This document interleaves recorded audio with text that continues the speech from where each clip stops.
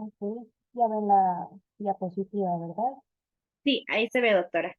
Ah, perfecto. Bueno, a mí me tocó hablar sobre la guía de referencia rápida, sobre el diagnóstico y el tratamiento de la persistencia del conducto arterioso en niños y en adolescentes y adultos, ¿vale? Y bueno, y aquí rápido es un caso clínico donde dice que se trata de un recién nacido de 30 semanas de edad gestacional y tiene antecedente de preeclampsia materna, tiene un APGAR de 7 y 9 y un Silverman-Anderson de 4. Al nacimiento que recibió ventilación mecánica y aplicación de una dosis de surfactante profiláctico. Bueno, se logró su extubación programada a las 24 horas de vida extrauterina.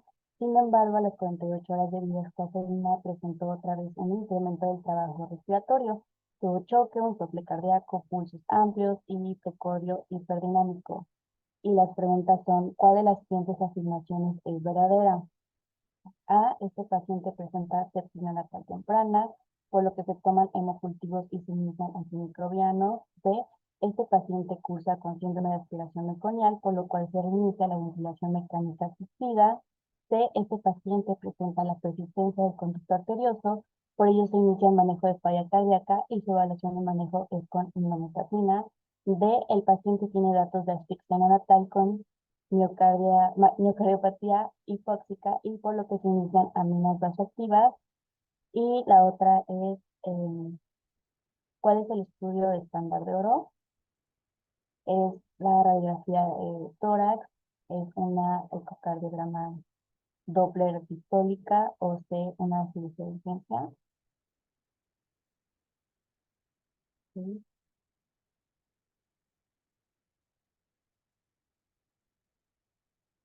vale. Y la tercera, ¿cuándo se tiene que referir este pacientito a segundo o tercer nivel de atención? A, el paciente sin sintomatología estable, sin datos de insuficiencia respiratoria. B, cuando este tiene una dificultad para alimentarse, disnea de esfuerzo, cuadros de infección de vías respiratorias repetitivos y datos de insuficiencia cardíaca. O C, este pacientito tiene una dificultad para alimentarse, disnea de esfuerzo, cuadros de infección de vías respiratorias repetitivos y datos de insuficiencia cardíaca. O con algún...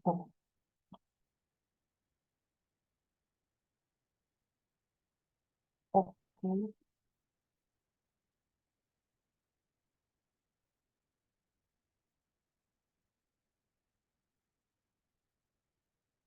bueno. Y la respuesta es este. La primera es la C, la segunda es la ecocardiograma y la tercera es esta del paciente cuando tiene una dificultad para alimentarse cuando no hay esfuerzo, pero es muy específica porque hablamos ya cuando es de segundo a tercer nivel. Y bueno, y esto lo vamos a ver más adelante. Y bueno, relacionado a la definición, como sabemos, la persistencia del conducto arterioso es la permeabilidad del conducto arterioso posterior a la sexta semana de vida extrauterina. Los factores de riesgo, vale, es descartar la presencia del PSA antes de los factores de riesgo, como es el antecedente ya de hermanos que tengan esta misma enfermedad, algunas alteraciones cromosómicas, como es la trisomía la 21, la 18, la 13, síndrome de Shah, de Noonan, de Holt-Oram, Meckel, Gruber y rubiola congénita, que también tengan hipotiroidismo neonatal y también sobre el antecedente materno de diabetes que, o de fenilketonuria. También la exposición materna a medicamentos como litio, retinoides, buscopan, talidomida, trimetodina, calcitagonistas y todos estos que se mencionan. Bueno, sobre el diagnóstico, hay cuatro, que es el siguiente, el pequeño, el moderado y el grande. Sobre el siguiente, aquí donde observamos que aquellos que no presentan un soplo ni datos de hipertensión arterial pulmonar y generalmente es un hallazgo ecocardiográfico. Cuando es pequeño, entonces los pacientes tienen un soplo continuo, es muy audible, pero con insignificantes cambios que notamos hemodinámicos, sin tener una sobrecarga en cavidades izquierdas y que tampoco presenten una hipertensión arterial pulmonar. Y ya cuando es moderado, pues ya presentan una intolerancia al ejercicio, a la apnea, al esfuerzo, desarrollo ponderal, vida normal, encontramos una hiperactividad precordial, una desviación del lápiz a la izquierda, un soplo continuo, impulsos amplios, y en el gabinete pues unos datos, ¿no? De sobrecarga del volumen en cavidades izquierdas, hipertensión arterial pulmonar, leve y moderada. Y cuando ya hablamos de que es del grande, pues ya presentan unos signos de insuficiencia cardíaca ya con mayores dificultades como alimentarse, deterioro de crecimiento, taquimea, diaforesis, dificultad respiratoria y fatiga. Y unos cuadros frecuentes que es la por infección de vías respiratorias, tos crónica, inclusive más datos de insuficiencia cardíaca. Y en los adultos pueden encontrarse asintomáticos o con alguna arritmia progresiva, ya que esto es un deterioro de clases que llega a ser funcional. Hasta los datos de insuficiencia cardíaca, como es la hipertensión arterial pulmonar, el síndrome de Ernst-Menger, y también puede presentar una fibrilación auricular por el crecimiento de la aurícula. Y llegamos a sospechar, bueno, PSA en los niños adolescentes que tienen un pobre desarrollo pondoestatural, que en los que presentan taquipnea, diaforesis, disnea, en reposo y durante la actividad física también y durante la alimentación y estos cuadros de infección, ¿no? De respiratorias y de tos. Relacionado a los estudios de gabinete. Bueno, cuando se relaciona a el electrocardiograma, aquí lo podemos encontrar normal o que llega a tener en conductos con cortocircuito moderado, puede haber crecimiento de aurícula izquierda o hipertrofia del ventrículo izquierdo. Y ya en estos casos que tengan una hipertensión arterial pulmonar, puede haber una hipertrofia del ventrículo derecho. Cuando llegamos a ver en la radiografía, puede ser igual, se puede llegar a ver normal o llegar a mostrar una imagen que se las puse ahí, una cardiomegalia con crecimiento de cavidades izquierdas, una dilatación de la arteria pulmonar, un incremento de vasculatura pulmonar para guiar, y en los adultos una dilatación de la arteria, bueno, del conducto arterioso calcificado, perdón. También cuando les podemos realizar una ecocardiografía, que aquí es cuando lo mencioné que es el estándar de oro. Bueno, aquí sería con un Doppler a color y lo observamos con la proyección de eje que se establece aquí su diagnóstico y observamos que se ve una arteria pulmonar mediante la medición del gradiente transpulmonar a través del conducto y también se recomienda aquí este, cuando es el tridimensional que se observan las modalidades, llegamos a ver con un pulso continuo y un color en todo el niño, en el adolescente y en el adulto. Ahí es cuando se sospecha la clínica, la radiografía o la electrocardiografía previo y posterior al manejo. Cuando también realizamos una resonancia magnética a estos pacientes, bueno, usualmente este no es un método necesario, ¿verdad? Pero si lo llegamos a ocupar es para determinar la anatomía de las lesiones, que es la QP y la QS, e inclusive también se pueden mostrar lesiones asociadas no determinadas por la ecocardiografía. Y bueno, y lo importante también es cuando se le llega a realizar un cateterismo cardíaco eh, al diagnóstico y no está indicado como tal también a estos, pero esto lo llegamos a hacer cuando el paciente tiene un PSA pequeño, moderado y grande, pero que también tenga una hipertensión arterial pulmonar leve a moderada y que ya observemos con ecocardiografía concluyente y estos pueden ser llevados a la sala de cateterismo para así realizar este cierre con el dispositivo. Cuando es el PCA que ya es grande o el HAP severa, pues se sospecha un cortocircuito que es bidireccional y aquí esto es para la evaluación de los casos de las resistencias vasculares pulmonares y también cuando se encuentra en reposo y durante la prueba farmacológica de la reactividad. Y bueno, y en los adultos mayores a 45 años, para una coronogradiografía antes del cierre quirúrgico.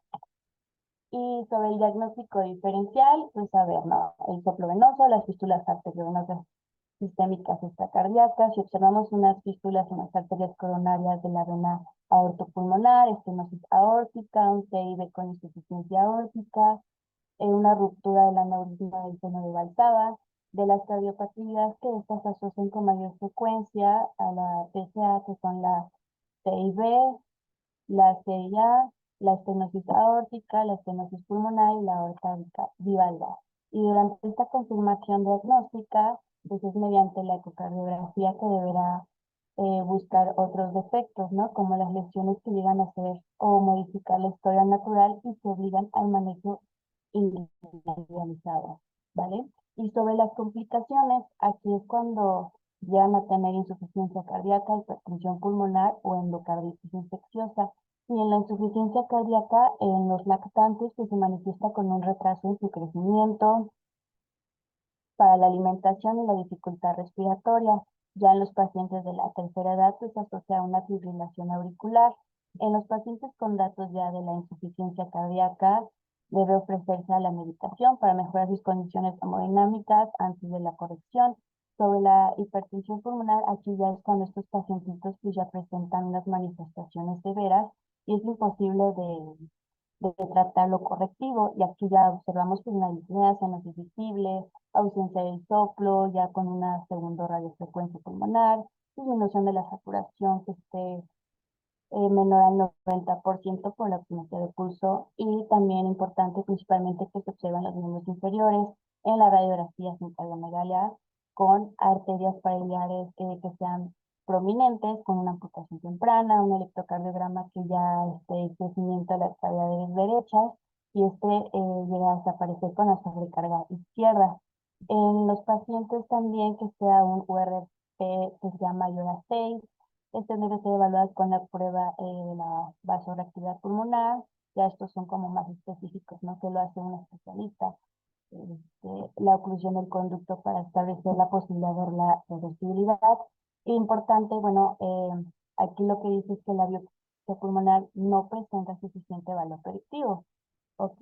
Entonces, sobre la endocarditis infecciosa, aunque, bueno, en la actualidad, aquí como mencionan, la endocarditis infecciosa en estos pacientes pues es una complicación muy poco frecuente.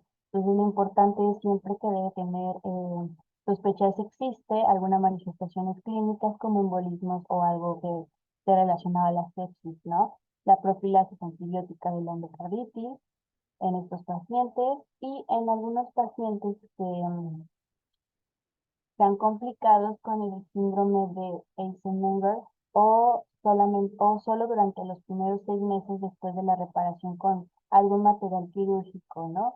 Y que tengan los dispositivos percutáneos o con oclusión al 100%.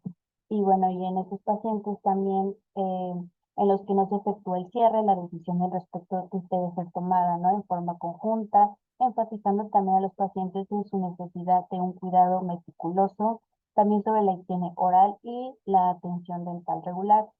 Y aquí la profilaxis sobre la endocarditis como tal no está indicada en los pacientes que son de conductos cerrados quirúrgicamente sin el corte del circuito residual. Y bueno, y aquí también en la guía nos viene sobre las indicaciones de cierre, de los cuales aquí nos marca que es el cierre del PCA que cuando es siliente, o sea, muy pequeño, sin dato de sobrecarga del volumen al ventrículo izquierdo. Y este es de la primera lección y se debe de reparar, ¿no? Pero bueno, sin embargo, también el riesgo durante este procedimiento, el cierre es bajo, por lo cual la decisión deberá ser individualizada y basada con la opinión del médico, del paciente y de la familia para discutir también sobre los riesgos que puede tener y los beneficios de realizar o no este procedimiento. Y en caso de optar en forma continua por el procedimiento, se firma un consentimiento informado. Y sobre el cierre quirúrgico percutáneo, este está indicado de que debe ser cerrado en los pacientes con signos de sobrecarga de un volumen del ventrículo izquierdo. Es importante también ver que todo paciente con esta enfermedad sintomático que presenten un crecimiento del ventrículo y o la aurícula izquierda, y también hay una hipertensión arterial pulmonar, sea leve, moderada, severa, o con el cortocircuito izquierda-derecha y evidencia significativa. Y cuando hay antecedentes de endarteritis, y también es posible y efecto el cierre del conducto arterioso derecho con arco aórtico derecho. Y el cierre aquí nos menciona que no se recomienda en los pacientes con HAP que sea severa, que sea irreversible, con el cortocircuito de derecha a izquierda. Y datos importantes de esta enfermedad, del síndrome de Inslinger, y cuando se induce a baja saturación en los miembros inferiores, ya que está con el ejercicio. Aquí vienen también algunas indicaciones cuando es del cierre percutáneo. Aquí, bueno, que es una alternativa eficaz, es menos invasiva y no deja cicatriz. Esta debe plantearse como método de cierre de primera elección. Puede realizarse en los pacientes con más de 5 kilogramos de peso corporal y este está indicado en el PSA que sea pequeño o asintomático o con el HAP con cortocircuito izquierdo-derecha. Debe plantearse también la posibilidad del cierre percutáneo en conductos calcificados antes de que la cirugía, como primera lección aquí para adultos.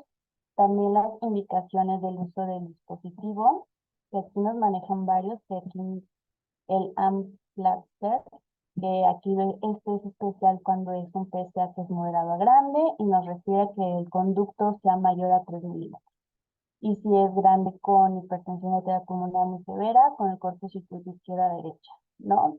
Y si llega a ser calcificado, o el grande con hipertensión arterial pulmonar severa, sin cortocircuito derecha e izquierda, y con respuesta positiva a prueba de los vasodilatadores o de una oclusión temporal del conducto. Y también nos menciona otro dispositivo que es el COR, que les puse ahí una pequeña imagen. Y bueno, y este está indicado especialmente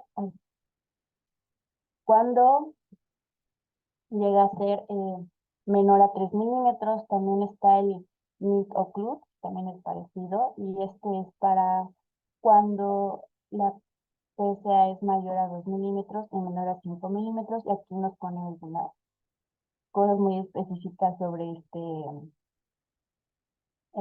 aparato, ¿no?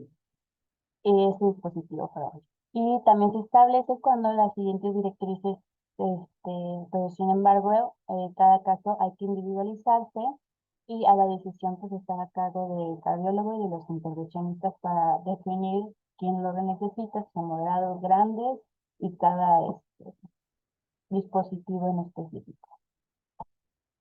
Y, por ejemplo, aquí también el manejo posterior al cierre. En los pacientes en los que aquí no se realiza el cierre quirúrgico y si no existe un cortocircuito residual del que debe dar de alta la cardiología y la vigilancia en el primer nivel de atención. Aquí también los pacientes con cortocircuito que ya llega a ser residual, pues continúa con su atención con cardiología y recibir una profilaxis que sea antibiótica, y también en caso de existir un cortocircuito residual que se recomiende, pues programar si se persiste más allá de 6 a 12 meses de la oclusión, o posterior a esta oclusión que sea percutánea, bueno, a la profilaxis antibiótica por los 6 meses. En el adulto, aquí estos son sometidos a una oclusión percutánea una vez documentado el cierre por ecocardiografía, y aquí se debe mantener con un seguimiento cuando al menos por cada 5 años, ¿no? El tiempo y el momento del cierre, esto es importante ya que todo conducto arterioso diagnosticado se debe programar para la corrección. Por ejemplo, cuando es pequeño, pues debe ser cerrado en forma programada a partir de su diagnóstico, entre los 12 a los 18 meses. Cuando son asintomáticos, pues se puede programar el cierre para cuando el niño pese de 10 a 12 kilogramos o que tenga 2 años de edad. Cuando son moderados, pero sin datos de insuficiencia cardíaca, el cierre debe ser un máximo de 6 meses a un año, y cuando es de grande o moderada, pues ya con una insuficiencia cardíaca o una hipertensión arterial pulmonar, el cierre debe realizarse la brevedad posible, que yo veo para nosotros lo más importante, pues el tiempo y el momento del cierre, y es que nos llegan a preguntar. Y la referencia y la contrarreferencia, cuándo mandar, bueno, sea de primer a segundo nivel y cuándo de segundo a tercer nivel. Primero, cuando es de primer a segundo nivel, pues aquí es cuando los pacientes pediátricos con antecedentes de nacimiento, que sea pretérmino, peso bajo al nacer, hijos de madre con antecedente de rubiola durante el embarazo, o que estos presenten un desarrollo ponderal y estatural retrasado, que tengan disnea de esfuerzo, dificultad para la alimentación, cuadros de infección de vías respiratorias que sean muy repetitivos y datos de una insuficiencia cardíaca. Y en estos pacientes, pues, que mediante la auscultación se llega a documentar un soplo cardíaco sugestivo. Y en la edad adulta, estos pacientes con disnea o con una disminución de la clase funcional o con una presencia de la fibrilación auricular. ¿Y cuándo mandar a estos pacientes a segundo o tercer nivel? Pues a los pediátricos con una dificultad para alimentarse a la disnea de esfuerzo, cuadros de alguna infección de vías respiratorias que son repetitivos y datos de insuficiencia cardíaca y pacientes con un soplo muy sugestivo, ¿vale? Y en la edad adulta, aquí cuando estos pacientes con disnea tienen una disminución de la clásica funcional o con presencia de una fibrilación auricular, pero que tengan datos electrocardiográficos del crecimiento de la aurícula, del ventrículo izquierdo, de una hipertrofia del ventrículo derecho, cuando existe un hallazgo radiológico de alguna cardiomegalia, extensión de las cavidades izquierdas, dilataciones, y la contrarreferencia de esto de segundo nivel al paciente es aquí en quienes descartan el diagnóstico del PSA o paciente fuera del manejo terapéutico para el cierre de este. Entonces, por lo tanto, el candidato del tratamiento médico o paciente poscierre que sea percutáneo o quirúrgico de la persistencia del conducto arterioso o con alguna oclusión total. La vigilancia y el seguimiento, bueno, aquí se los puse completo, pero aquí es cuando nos referimos a al conducto que sea pequeño, tiene que ser sin repercusión hemodinámica, en la que se decida no realizar el cierre de esta enfermedad y también debe mantener la vigilancia cardiológica de cada 3 a 5 años. Cuando estos también son sometidos a un cierre percutáneo, que estos ameriten una profilaxis antibiótica, que solo dura de los primeros 6 meses post la oclusión y que se podrá dar de alta al confirmar con una ecocardiografía, pero que ya el cierre sea completo y es recomendable un seguimiento de control de cada 5 años, ¿no? Y también los pacientes que sean sometidos a cierre quirúrgico, que tengan una con oclusión total, pero que ya sea confirmada igual con una ecocardiografía y sin complicaciones deben ser dados de alta ya definitivamente. Si estos también son sometidos a un cierre percutáneo quirúrgico, que se debe mantener una profilaxis antibiótica mientras estos persistan el cortocircuito si persiste de 6 a 12 meses y programar su cierre de forma lectiva y programada. También que sean sometidos a repercutáneo y oclusión total sin alguna complicación, pues pueden integrarse sus actividades en un lapso de 7 días. En los pacientes, igual pero que estos sin complicaciones y oclusión total, pueden integrarse a sus actividades en un lapso de 4 a 6 semanas y tanto la cirugía convencional como la endovascular se asocian a las complicaciones tardías. Y bueno, y aquí se debe mantener un programa de seguimiento para los pacientes y este debe incluir el tipo de ejercicio que puede desarrollar el paciente, una exploración física y buscando intencionadamente si llega a tener alteraciones de la pared abdominal e incisiones inguinales. También es importante auscultar sus trayectos vasculares en busca de soplos y desde luego también los estudios de imagen periódicos, de acuerdo a la sospecha diagnóstica del médico. También tienen que tener un abordaje retroperitoneal que se asocia pues a la debilidad de la pared abdominal y la sensación de un abultamiento que es bajo la cicatriz que llegan a realizarles en un 15% de los casos. Y en los casos más serios como la sepsis generalizada o ante situaciones con un drenaje inguinal que ya sea muy evidente, pues una formación de pseudoaneurisma o que tengan un dolor pero no preciso, bueno, el médico debe de pensar en la posibilidad de una infección del injerto protésico y aquí es enviar al paciente con un carácter urgente para una evaluación para el servicio de angiología y a cirugía vascular, ¿vale? Y obviamente darle un tratamiento, un antibiótico específico. Y bueno, ya casi para terminar, pues está aquí el algoritmo, que prácticamente es todo lo que les dije sobre el manejo de la persistencia. Y las perlas, lo que a mí se me hizo más relevante en general sobre la persistencia del conducto arterioso, que bueno, es para empezar, bueno, es el conducto arterioso este es posterior a la sexta semana de vida extraterina. Tiene dos cierres, tanto el funcional como el anatómico. El funcional en las primeras 4 horas de 12 horas de vida, el 30% ya en 24 horas, de 85 a 48 horas, y el 100% ya en 96 horas. Cuando es el anatómico, en 8 semanas lo consigue hasta el 88% y en 3 meses hasta el 100% consigue un cierre anatómico. Y bueno, y esta se presenta de 5 al 10% de las cardiopatías congénitas del recién nacido a término y en el 40 al 60 en los de muy bajo peso al nacer. Y de hecho en México es la cardiopatía más frecuente. La persistencia del conducto arterioso pues puede modificarse en sin soplo, que aquí es el siguiente, con soplo sistólico diastólico continuo, que lo llevas a escuchar como una máquina de vapor, y este puede ser más de 3 a 6 y se escucha mejor en la región que es intraclavicular izquierda y no se modifica con los cambios de posición. La radiografía torácica, aquí se puede mostrar una cardiomegalia y un aumento de las marcas vasculares pulmonares. El gold standard es una ecocardiografía sistólica. Estos pacientes que tienen una PSA pequeña y asintomáticos pueden ser programados hasta llegar a los 10 o 12 kilogramos hasta los 2 años de edad.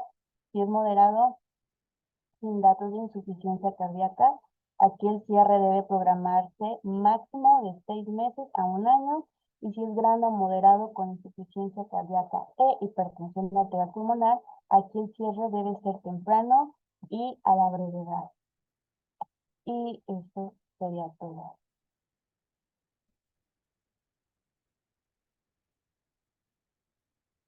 Ya dejé de grabar.